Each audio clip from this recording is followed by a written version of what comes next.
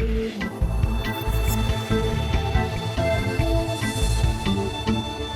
case you're wondering about the surroundings here, I just didn't want to be easy to find after this video is over, and you'll understand when we get to the end. You know, if you want to know what a particular society or culture thinks about a specific crime, all you have to do is look at the punishment that's given for committing that crime.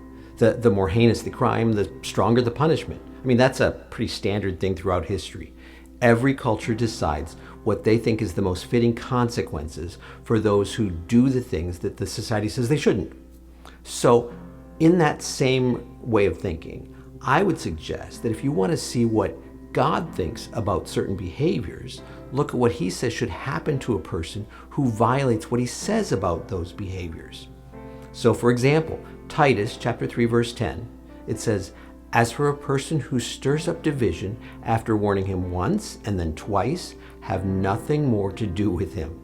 If he keeps being divisive," and note that he doesn't even get 3 strikes, just two freebies and then the hammer falls, "have nothing more to do with him." Stay away from him. Don't talk to him. Don't associate with him. You know, I remember ministering in a church a while back where there was a couple that were being really divisive. They opposed the pastor and church leadership at practically every turn. They even spread untrue rumors about some of the people in leadership.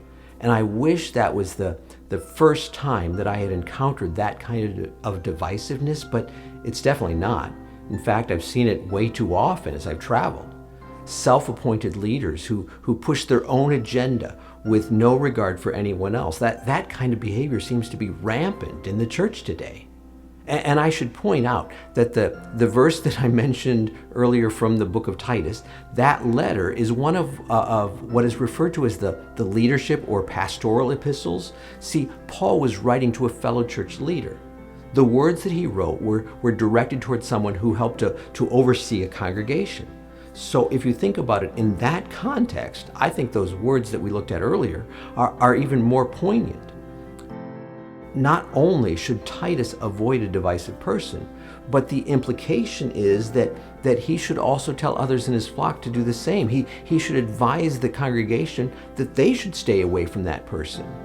And Paul even goes on to give a bit of the why question. Why is he telling Titus to do this? And see, I think that getting this helps give us a more complete understanding of why we should avoid that kind of person.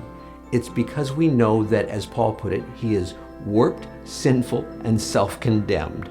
Wow, warped, sinful, self-condemned. Those are pretty strong words, aren't they? Paul apparently isn't really interested in being politically correct on this issue. He's not lowering the standard to try to keep people from being offended. No, he's being straightforward and clear, making sure that the severity of the issue is understood fully. If you're being divisive, you're warped, you're sinful, you're self-condemned. That's what he's saying. You know, I've written numerous books that are either totally or at least partially about unity in the church. This issue of unity in the church is a big deal for me. And when people ask me why I talk about it so much, I tell them because it's a primary issue for God. You know, I hope that you're not involved in anything divisive in your church, because if you are, and I'll try to say this as kindly and gently as the Apostle Paul did, you're warped, sinful, and self-condemned.